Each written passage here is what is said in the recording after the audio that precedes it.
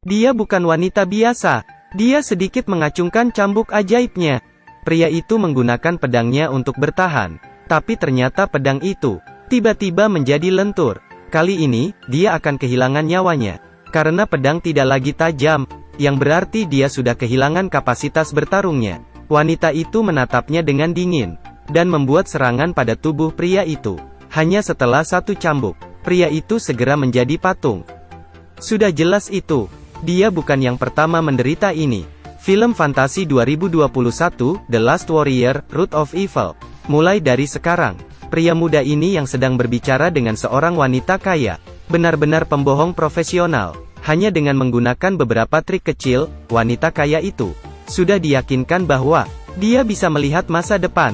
Persis seperti itu, pemuda ini menghasilkan banyak uang darinya, tapi mendapatkan uang benar-benar mudah. Tidak mungkin, karena dia membodohi begitu banyak orang. Banyak musuh sering mengejar Ivan. Saat ini, protagonis kita tidak tahu bahwa petualangannya akan segera dimulai. Saat Ivan keluar dari tempatnya, pemandangan yang dia lihat membuatnya merasa sangat tidak bisa percaya.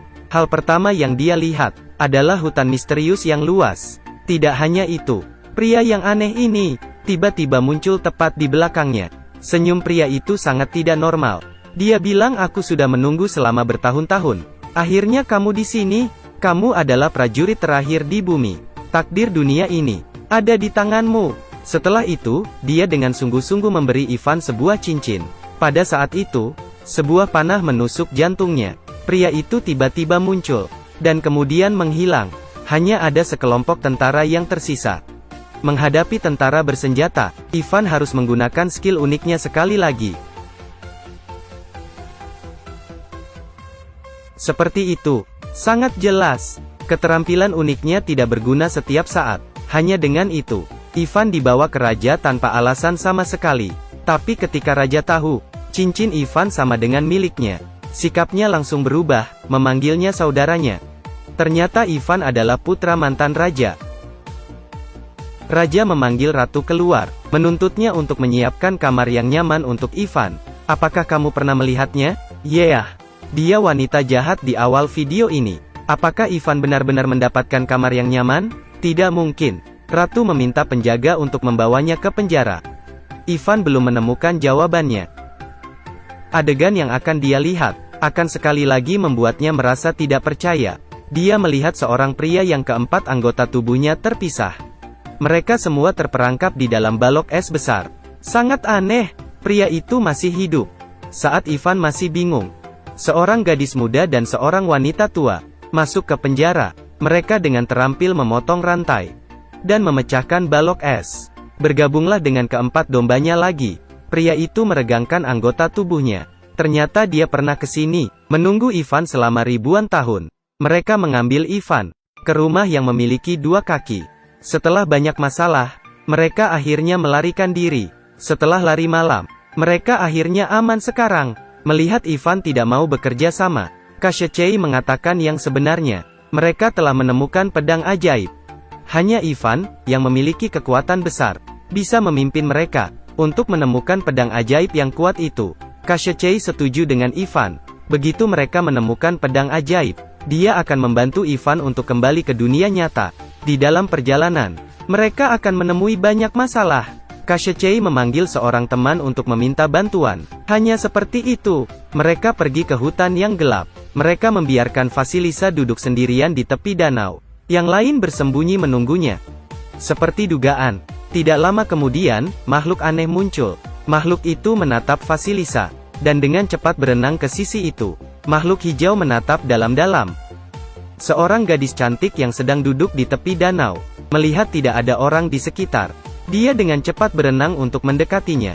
Ketika percaya bahwa gadis cantik itu adalah miliknya, seekor udang karang diam-diam naik di bahunya. Setelah mendengarkan laporannya, makhluk itu sangat kecewa. Dia menggunakan hidungnya untuk mencium sekitarnya. Ternyata gadis itu memiliki bau yang unik. Makhluk hijau tidak tahan. Makhluk itu sangat marah, mulai menyerangnya.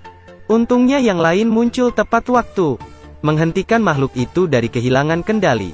Ternyata itu teman Kashechei, dan juga Duyung, karena hanya dia yang bisa membantu mereka. pergi ke jalan kematian. Merman tidak mau bekerja sama. Mungkin karena dia tidak senang dengan Vasilisa. Baba Yaga sepertinya memikirkan ide yang brilian. Dia menuangkan setetes air biru ke apel yang berakar. Ajaibnya, apel berakar menjadi apel manis yang berair. Baba Yaga menggigitnya.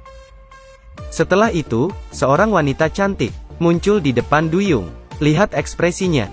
Kita bisa melihat, dia suka tipenya. Seperti itu, mereka berhasil membujuk duyung itu untuk bergabung dengan mereka menemukan pedang ajaib. Pada saat yang sama, ratu dan tentaranya hanya beberapa meter dari mereka. Sang ratu mencelupkan cambuknya ke dalam danau. Airnya langsung direbus. Udang karang itu hanya bisa menceritakan segalanya padanya. Di sisi lain, tim akhirnya sampai ke jalan kematian. Melihat ikan besar di sungai. Sekarang tugas duyung yang harus melakukannya. Dua wanita membawanya ke sana. Dan tunggu penampilannya. Apakah dia berguna? Tidak sama sekali. Ternyata sungai ini tidak di bawah kendalinya lagi. Ikan sama sekali tidak takut dengan duyung ini. Duyung mereka hanya bisa melompat ke dalam sumur. Pada saat itu, tentara ratu telah mengepung tempat ini. Tidak punya cara untuk kabur. Mereka hanya bisa mengikuti duyung, melompat ke dalam sumur. Karena airnya, penampilan Baba Yaga kembali normal. Ini membuat duyung semakin kesal. Meskipun dia sangat tidak senang, tetapi jika dia tidak melakukan apa-apa, yang lain akan kehilangan nyawa mereka. Duyung itu ragu-ragu. Dia menyelam jauh ke dalam air, membuka mulutnya, untuk menelan semua air ke dalam perutnya. Berkat itu, mereka sampai ke dasar sumur, dan menemukan ada jalan keluar. Mereka membawa duyung itu bersama mereka. Tapi karena dia terlalu banyak minum air, duyung tidak bisa berjalan lagi.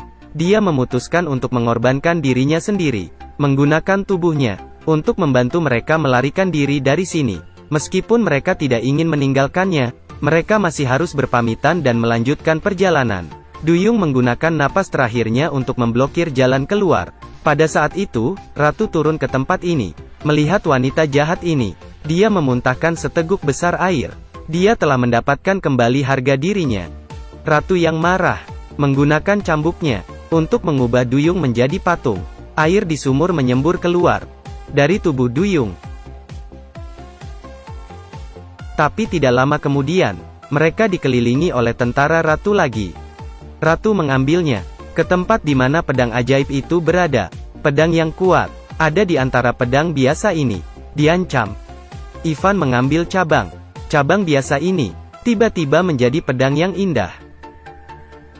Ya, pedang ajaib yang kuat akhirnya muncul. Ivan menggunakan pedangnya. Kekuatannya segera dilepaskan. Cabang biasa ini tiba-tiba menjadi pedang yang kuat. Dia menggunakan pedangnya. Kekuatan besar membuat sang ratu jatuh dari kudanya. Ivan menyelamatkan teman-temannya dan mengembalikan pedang ke Kashechei. Saat Ivan berharap Kashechei memenuhi keinginannya untuk membawa Ivan kembali ke dunianya, raja tiba-tiba muncul di depan mereka. Ternyata Kashechei tidak menginginkan pedang ini. Dia menginginkan batu kehidupan abadi. Mereka saling bertukar. Tapi Kashechei tidak mengharapkan batu yang diberikan raja itu palsu. Batu kehidupan abadi yang sebenarnya ada di tangan sang ratu. Pada saat itu, Vasilisa melemparkan dirinya ke arah raja, dan membuatnya jatuh. Pedang ajaib jatuh ke tanah. Melihat kesempatan itu, Ivan melawan prajurit itu, dan mengambil pedang ajaib. Melihat ekspresi mereka, teman-temannya percaya pasti menang. Ingin membalikkan keadaan? Tidak mungkin. Ivan memegang pedang di tangannya, tapi dia tidak menyerang musuh. Dia hanya menggambar lingkaran, dan kemudian melambaikan tangannya. Sebuah pintu ke dunia Ivan dibuka. Tidak percaya, pada saat ini, Ivan tidak menyelamatkan rekan satu timnya. Alih-alih itu, dia memilih untuk kembali ke dunianya. Meskipun Ivan telah kembali ke dunianya, Ivan masih sangat bersalah. Rasa bersalah meninggalkan rekan satu tim membuatnya tidak nyaman sepanjang hari.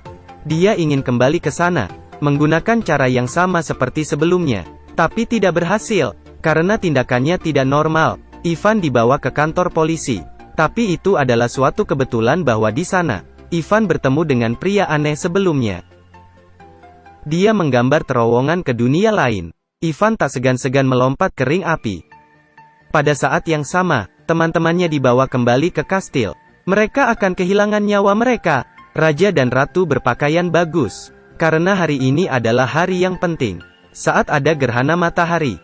Jika raja meletakkan batu di atas pedang, kekuatannya akan abadi. Sama seperti Koshchei.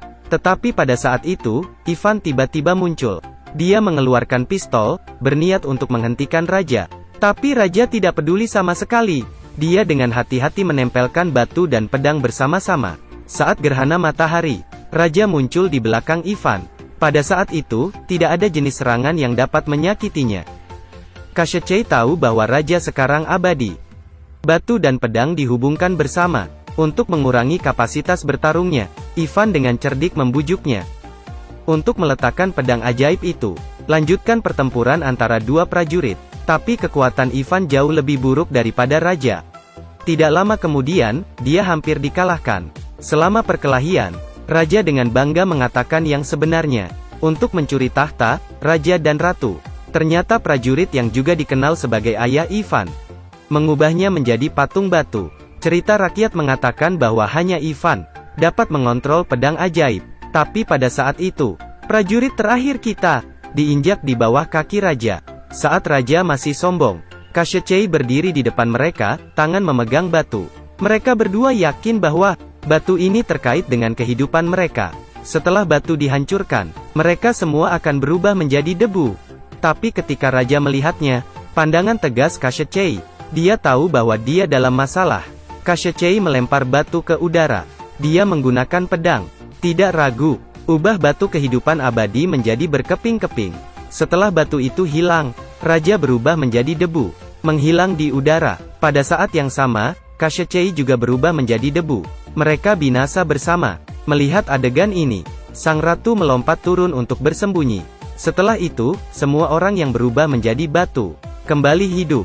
Hari-hari yang damai kembali lagi. Film berakhir di sini. Jika kamu suka dengan video ini, ingat untuk mengikuti saya, karena video berikutnya akan sangat menarik.